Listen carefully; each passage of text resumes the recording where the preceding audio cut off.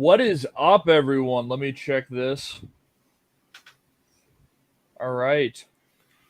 11:43 p.m. a.m. All right. It's not working on YouTube yet. Right. It's not working on YouTube yet. Oh, all right. There we go. There's a 10-second latency, so I'm going to back out of YouTube. All right. What is up, party people? It is the 80s Anime Playlist Podcast. I'm your host, Griffin. Hello, fellow party people.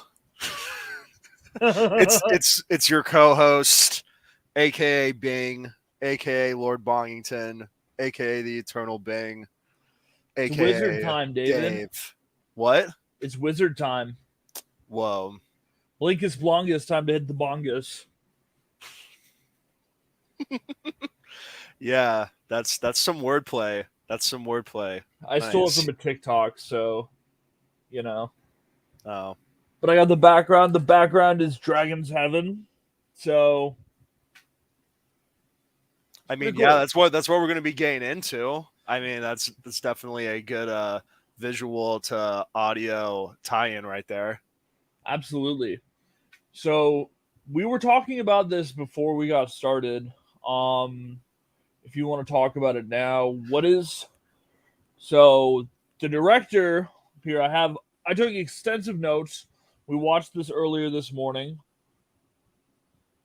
Um,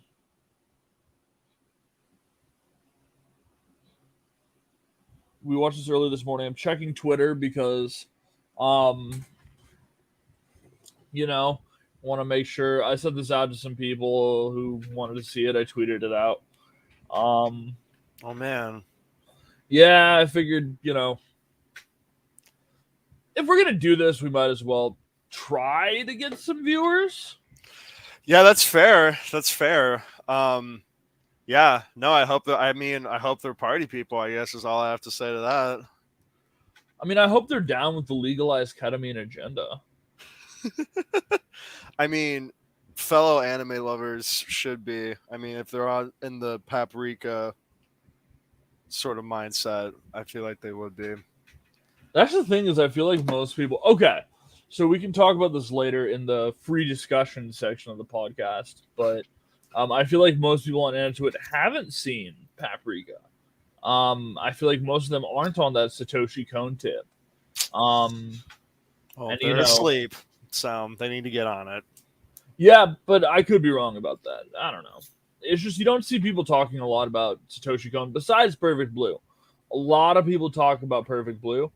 And that's good because Perfect Blue is really good. But in my opinion, it is not the best Satoshi Kon movie. No, I mean, I feel like a Perfect Blue gets a lot of credit because like at least like for one, like Darren Aronofsky, who like is a pretty great filmmaker, like, he like purchased the rights to that movie to do like Black Swan and stuff. And so I feel like similar to like I feel like how James Cameron, I feel like applied a lot of like accreditation, like he would say how anime directly influenced like his work. I feel like that's why A Perfect Blue does get a little bit more credit from like the art crowd because like it's so related to Black Swan in a way. Because like, dude, like the ending's super. It's not good. It's literally not good. It's terrible. Yeah, like the movie It's is terrible. like great, and then the ending's like it's such a it's like I find it worse than like predictable. It's like it's just the Oh wait, here, yeah, let me share this to the Discord. yeah, it's just oh my gosh. It's not good. Yeah, not to spoil the movie, I guess, but yeah, the ending's not the best.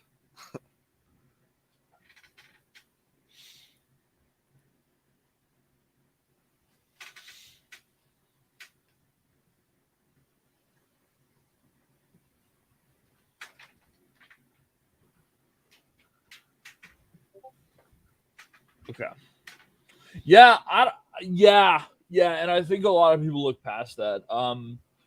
In my opinion, it's sort of well. Let's talk about it in the free discussion. Let's table that. and come back in the free discussion portion because I do want to get to Dragon's Heaven.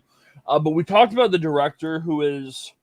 I took notes on this, except the credits were in French.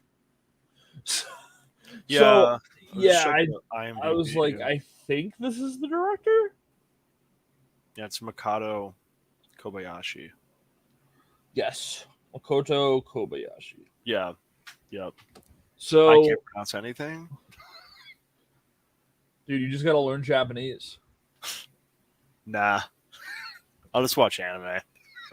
Dude, you just gotta learn. You can learn anime through You can learn anime through Japanese. Yeah, that's right. You can learn Japanese through anime, but it's like learning It's like learning English through watching Family Guy. Man, that'd be pretty cool. I think the world actually would be a better place if everyone talked like Peter Griffin. Lois. Yeah. Oh, Yeah. Peter. Oh, Peter. Dad, no one at school will go to prom with me. I don't know. But yeah, so Makoto, you were talking about Kobayashi earlier, and I think it's really important that we get back to that. Yeah.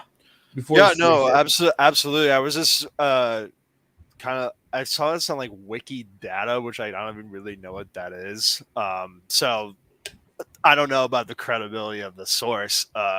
But just based off watching it, as a kid, I was a lot more into graphic novels than I am currently. And there was this graphic novel made by drawn by this guy named Mobius, who is a pretty famous comic book writer. And then he collaborated with this, I guess, surrealist filmmaker, kind of like the Dali of cinema, if you will, Alejandro Jodorowsky, and they made this book called The Incal. I think I saw a headline that Taika Waititi's like adapting it currently, so that's pretty cool. But it's just a sci-fi book, graphic novel that I can see, I guess, the clear parallels and kind of like the art style, especially like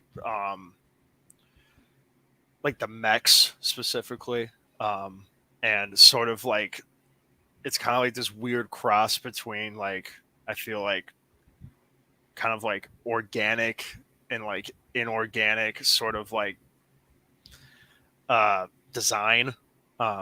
Maybe that's not, I maybe there is like a more specific term for that, but yeah, no, I just I guess realized a clear parallel with that. Yeah, so I watched do you know who Kenny Lauderdale is? No.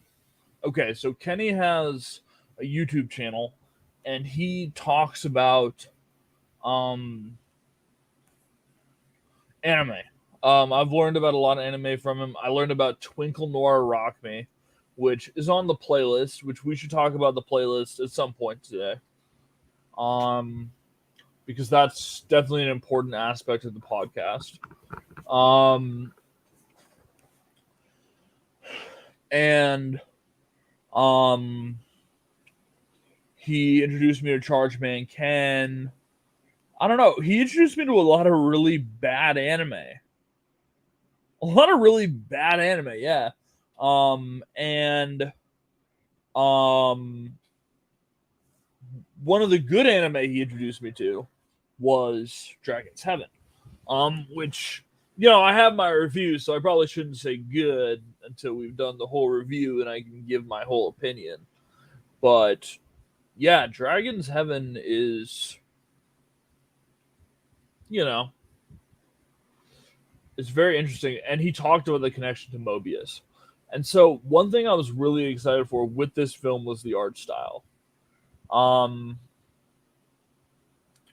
So do you want to just get into the plot?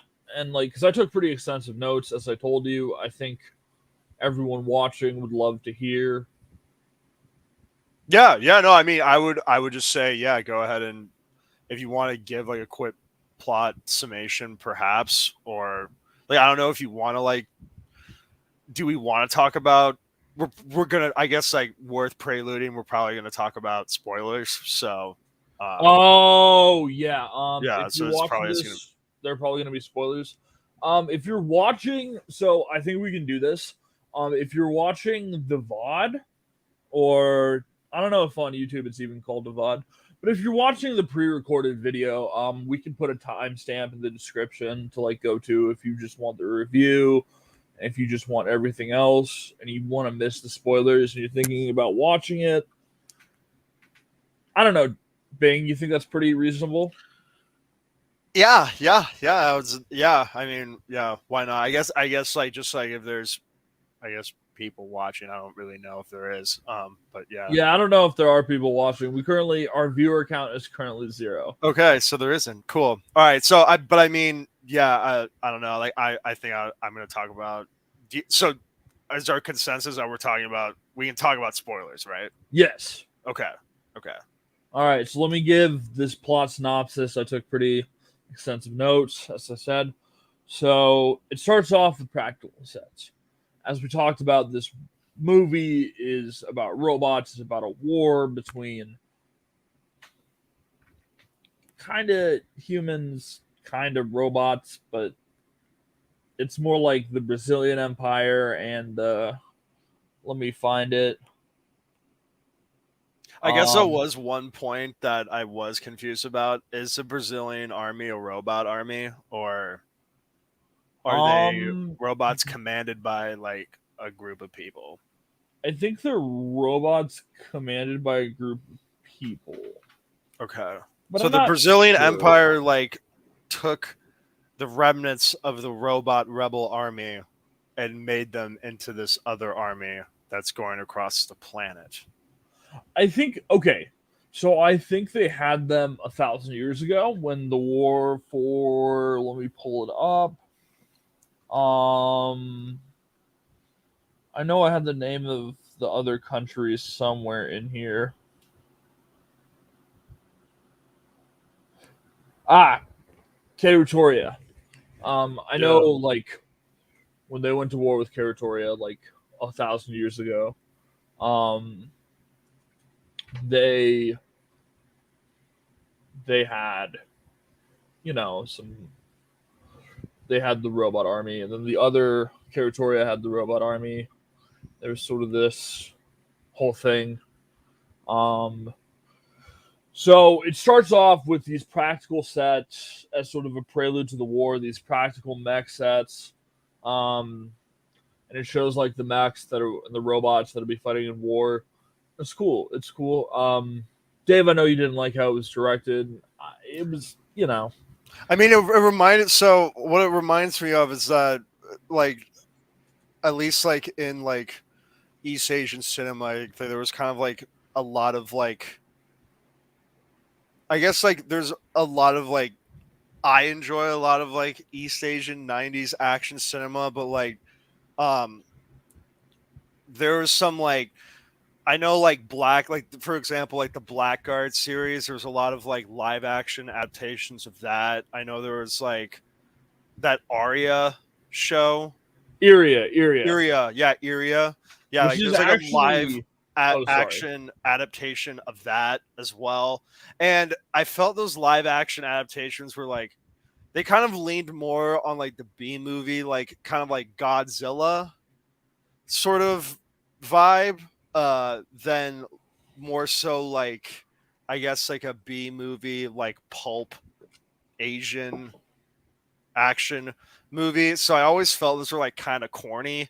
It kind of reminded me more of like Power Rangers and less of like, I don't like female prisoner Scorpion. Yeah. And that's kind of what I felt like this intro sequence came off as. I felt like it was pretty well. Like I feel like the art style, like of like the mech, prosthetic was cool. I thought the movements weren't that good, and it and like the camera work was like clearly trying to cover up that like the movements weren't very good, but like, yeah, I just thought it was kind of poorly directed and edited, and like the mech was cool. I'll give them props for the prosthetic mech where where it's due, but Yeah, I thought that intro sequence was kind of whack.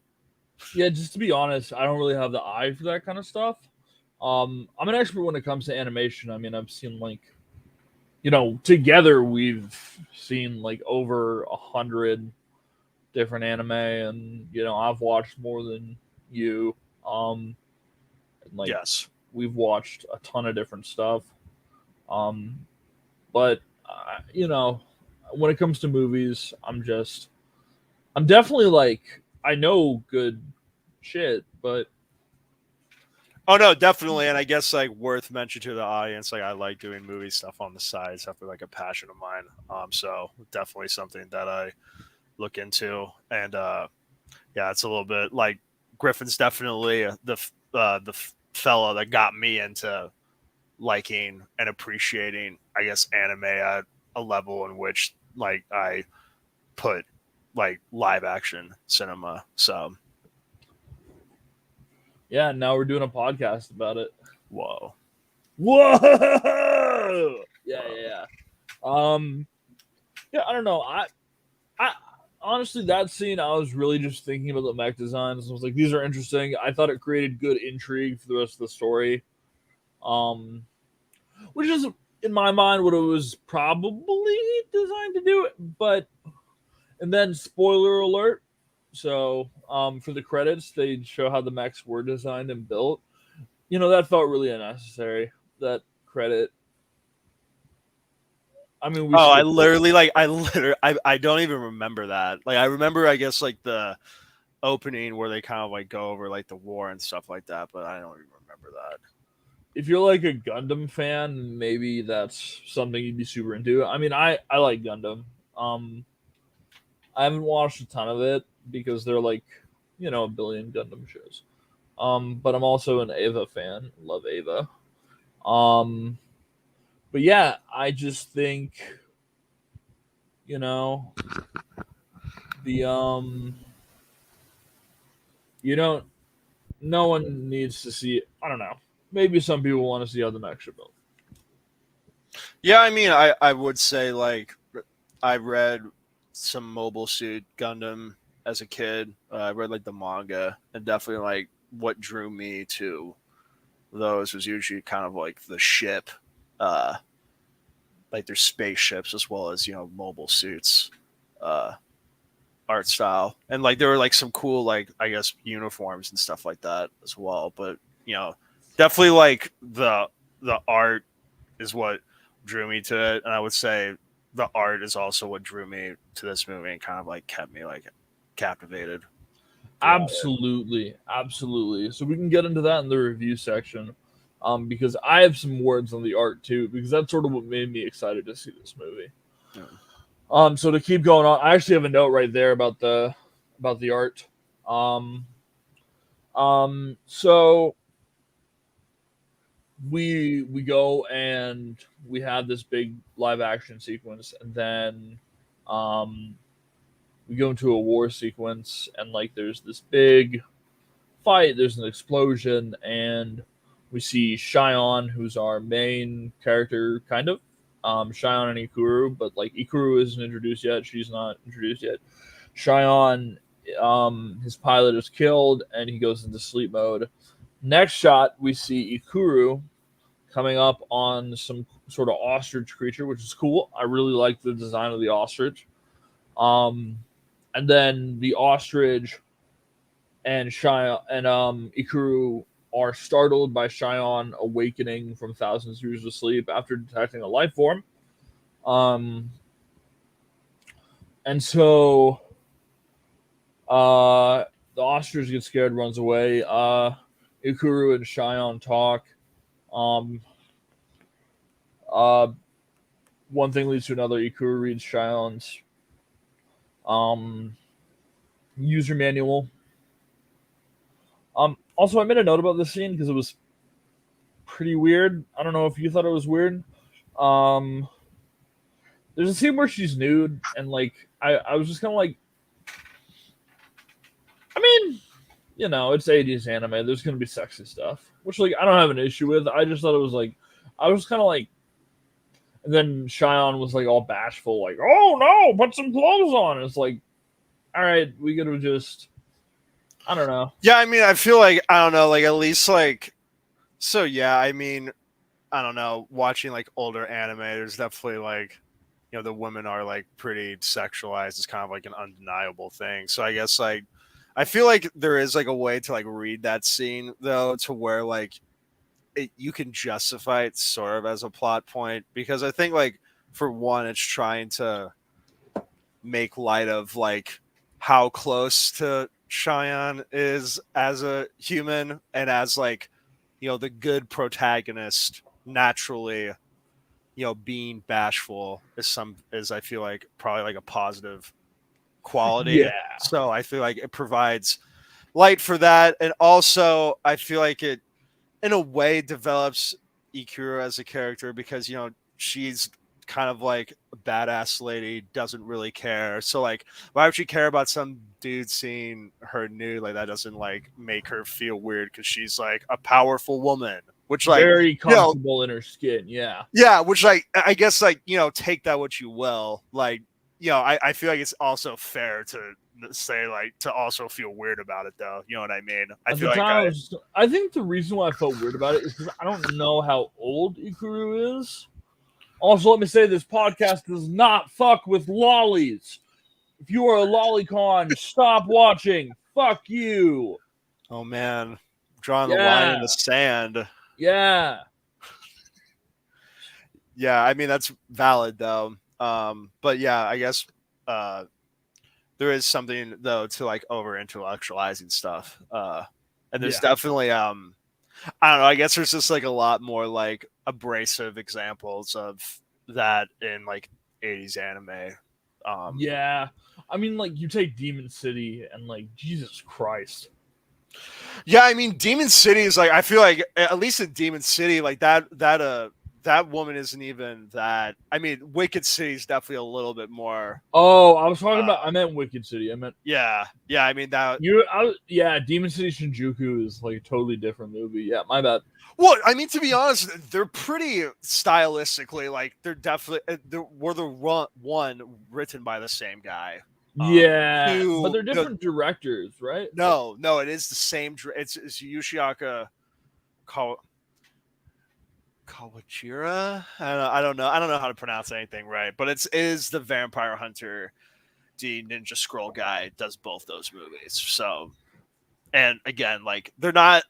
I know Wicked City's from Blackguard, and I think Demon City is a different novel series from Hideyuki.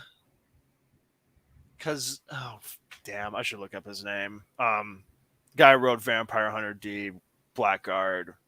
I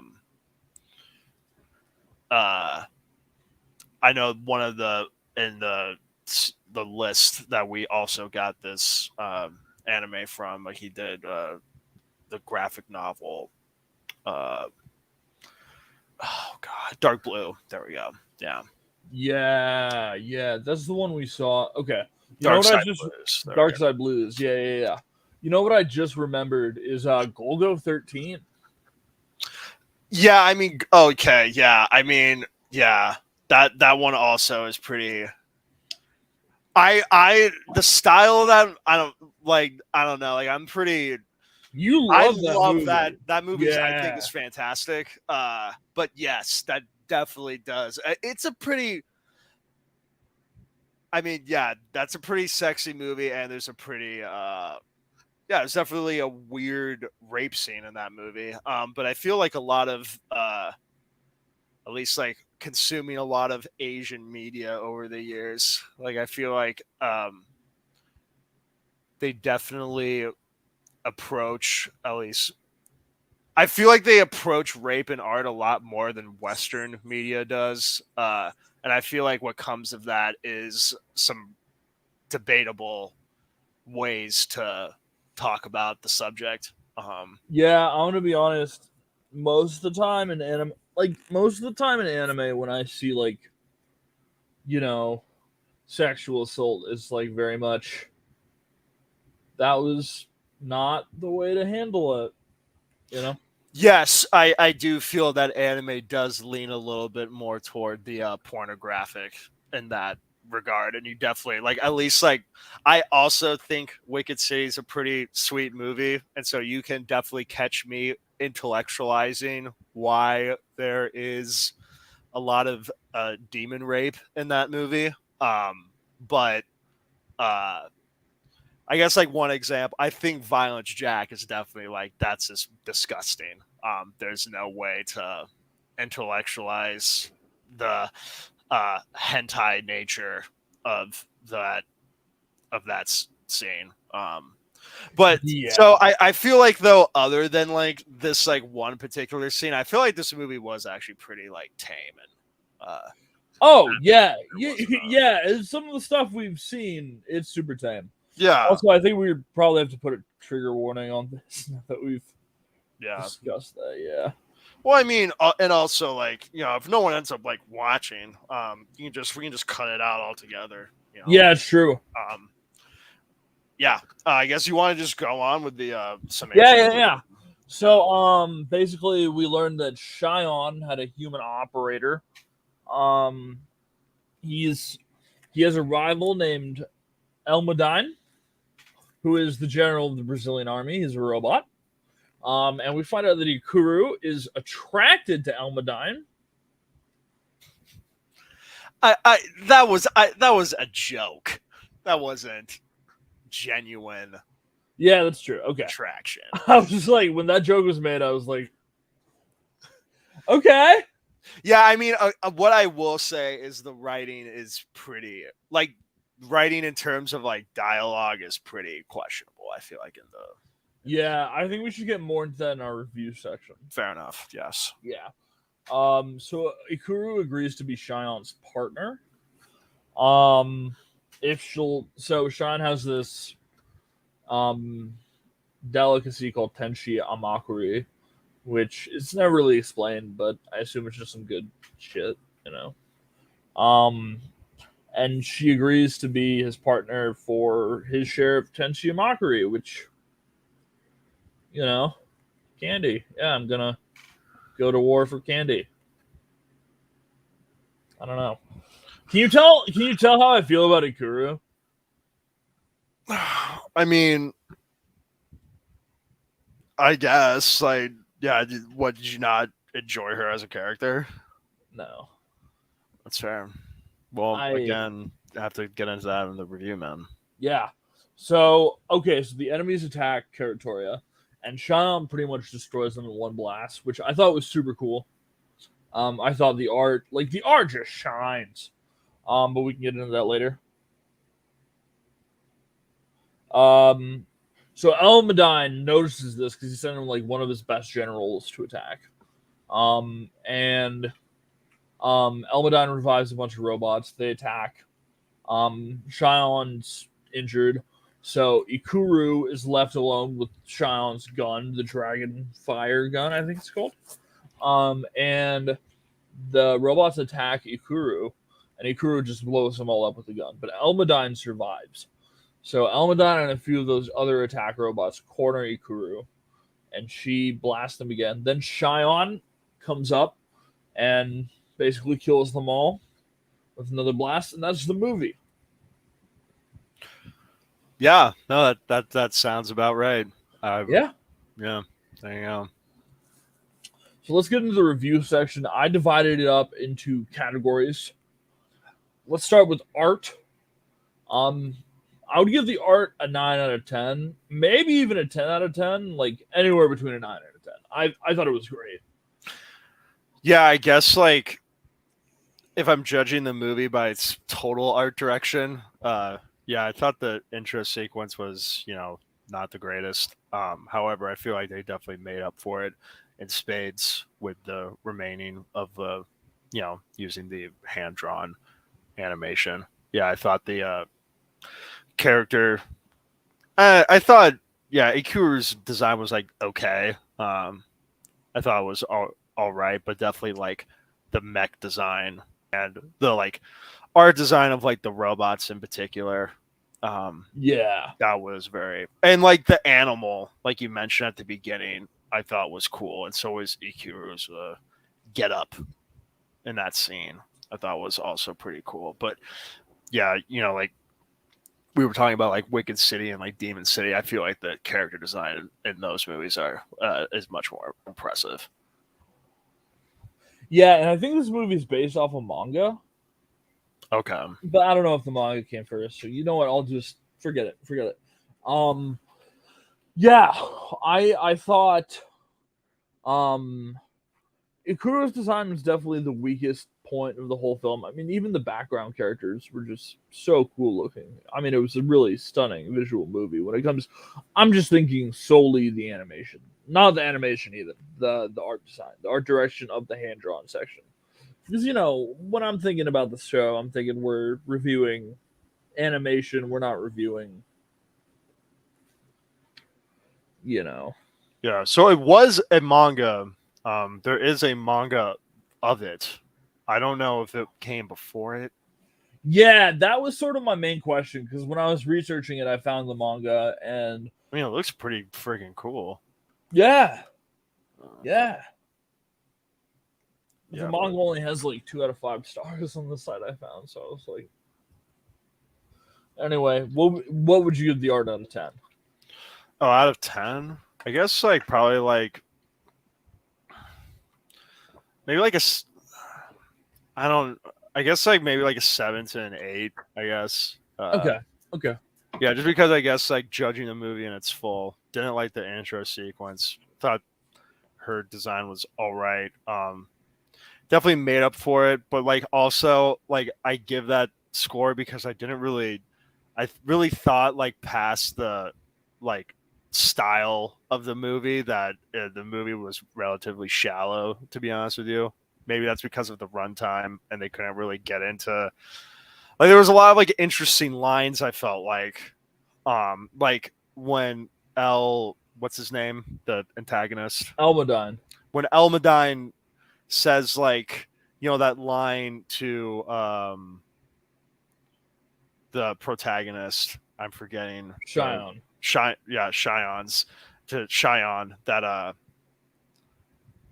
like our robot minds are like always connected and always have been. I feel like that was really cool because computers are definitely connected that way, and um I guess like I just thought that was like a really interesting point, but I felt that outside of like some dialogue stuff like here and there, and like I was saying, I felt like definitely a But just this is just art. We're gonna get into an overall rating later. okay, that's fair. I guess Yeah. I guess probably an 8 then.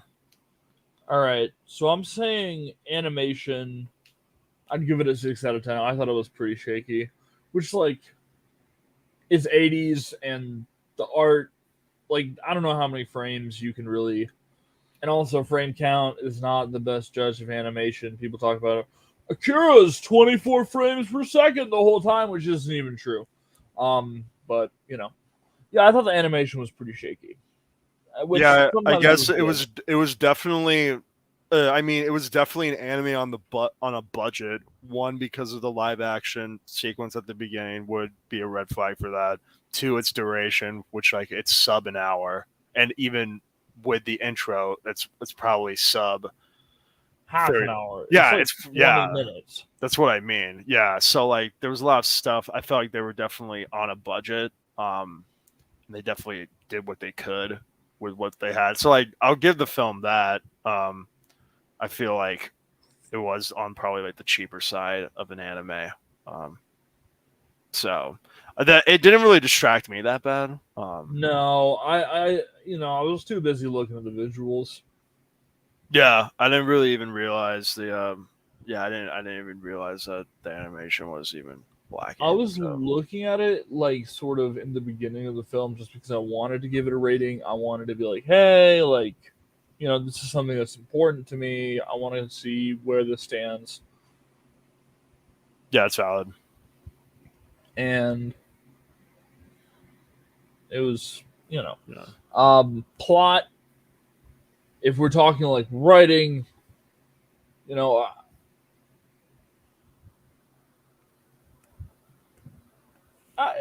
short, so there's not a ton they can do with it. But I actually thought it was very interesting. This whole war You find a robot in the desert. There's a lot of natural intrigue. Do I think they micromanaged individual elements of that very well? No. Um, so I give it like a 6 to a 7 out of 10.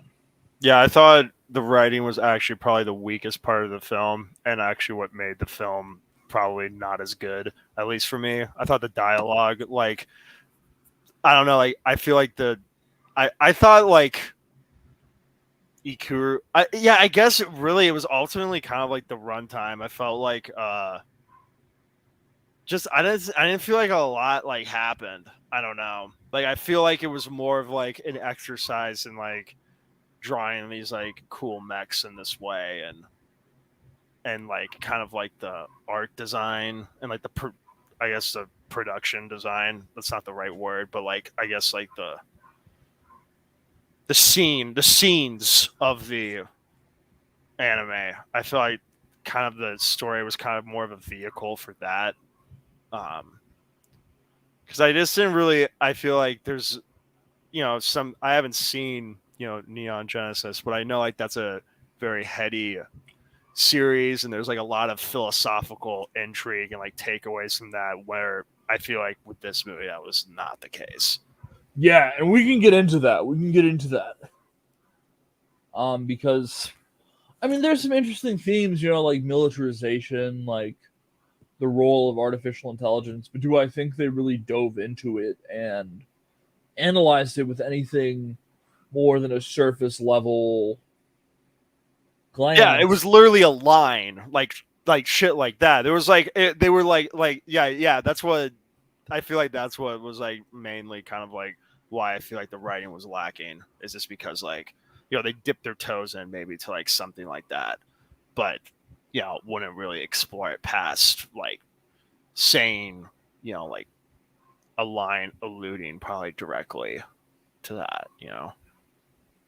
But like it's a 20-minute OVA, which is really the problem with most of these like late 80s, early 90s OVAs, is that they're really short. There's a lot of plot simplification. Um, you know, I will say I feel like we were speaking of the Demon City, Wicked City. I feel that Cyber City and Goku Midnight Eye both do a better job at exploring a philosophical point than this movie did. I totally agree. So I think it's doable, and I just feel like this movie just didn't do it. But also, like Goku Midnight Eye, each episode runs for 50 minutes. That is valid. You're right about that. Yeah, and Cyber City Uedo or Oedo run. I think the runtime is like 45 minutes per episode, dude. Yeah, no, that's valid. This has a runtime of 25 minutes. Like, and I'm not saying every OVA is like that, but there are a lot of OVAs that are like that are just super short, super incomplete, just not really a lot going on. Yeah, that's valid. That's valid. I guess I haven't explored as much of those then. But I do know a thing or two about a short film, and there is a way to make it compelling. Of course. Yeah, you definitely know how. You definitely know. There's definitely a potential to make a compelling. I think you can make a compelling mech thing that's like sub 20 minutes. I mean, dude, there are fucking TikToks that are more compelling than this. Yeah, I just feel, I guess, like, I feel like maybe part of the issue too is that they wanted to, they wanted to do a lot in a pretty condensed runtime. Like, I feel like the movie, like, I don't know, it wasn't necessarily like at odds with itself, more so that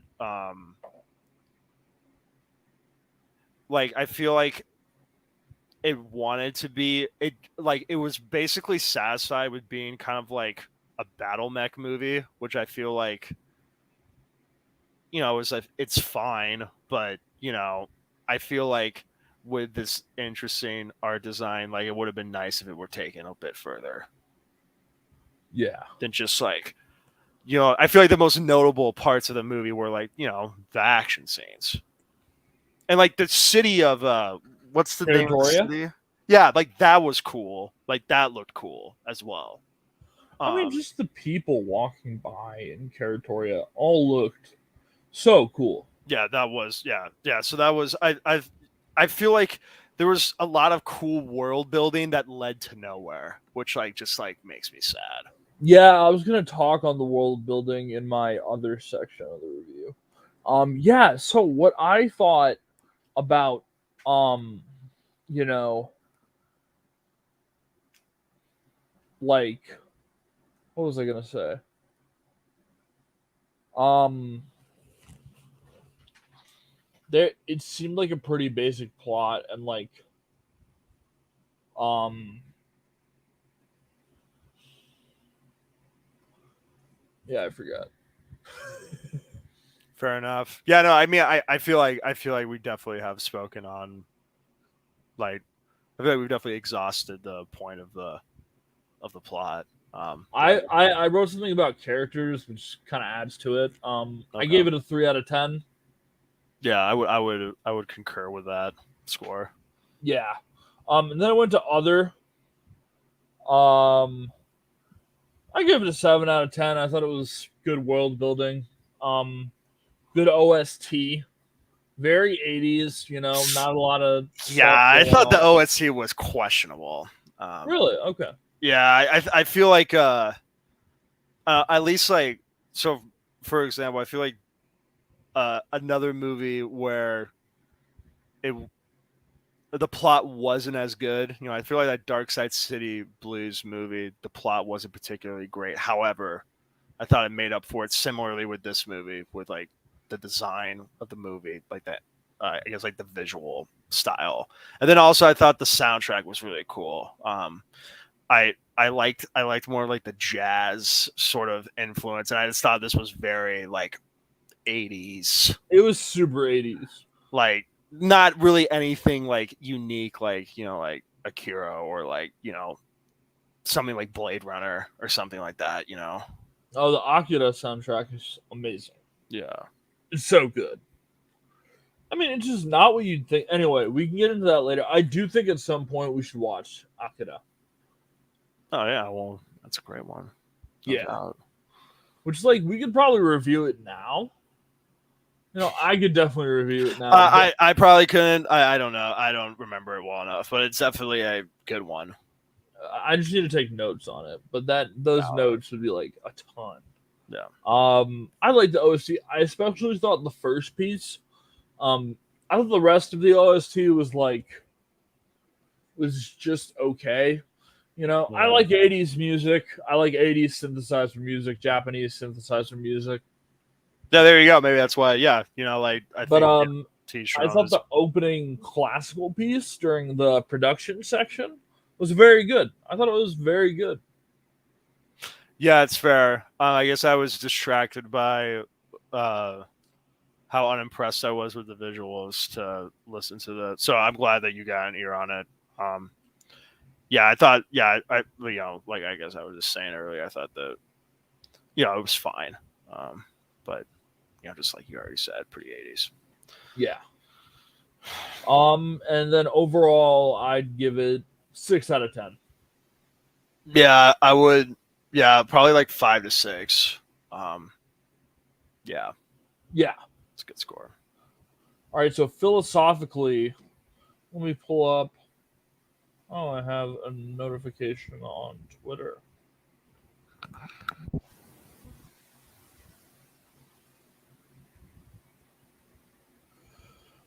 Still 0 viewers, but that's okay. We're having a good time. This is how it starts, dude. First episode's always 0 viewers, and you just got to do it a bunch until eventually, you have 1 million viewers. All right, aiming for the stars. Yeah, I don't, I have a job, so I don't know if I even want that many viewers.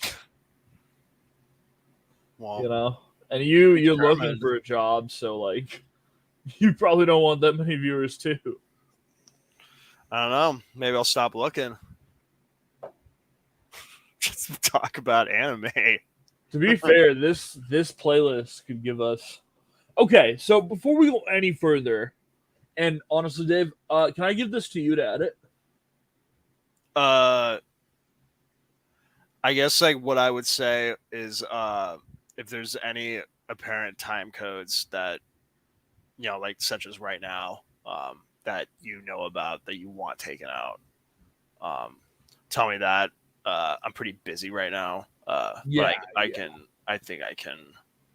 I would just like this put at the beginning. Okay. Because this is gonna be like the anime playlist. Like, this is what it is. Okay. So let's give a little explanation of what this podcast is. So, me and Dave are huge anime fans. We especially like old school 80s anime. Right, Dave? Yes. Agreed. And so we like YouTube. And YouTube is where I started watching like anime. Before that, I was just reading manga and buying physicals. And, YouTube as a kid, I would watch the Naruto movies and I would read Naruto manga before it was introduced in America. That's how I got into Shippuden, or Shippuden. Yeah, I don't know. I don't pronounce it right, whatever. But anyway, we were on YouTube and I was like, yeah, there are a ton of anime movies on YouTube. I bet I can find some for us to watch. And so I just searched anime movies on YouTube. And I found this playlist with 650. So I was like, you know what, Dave? Why don't we make a podcast where we watch them all and we talk about it? And Dave was like, you know what? That's a good idea. So that's what we're doing. And so the first movie we're watching is Dragon's Heaven, which, I don't know, we might put this little section at the beginning. We might leave this where it is in the actual podcast, but we just talked about it.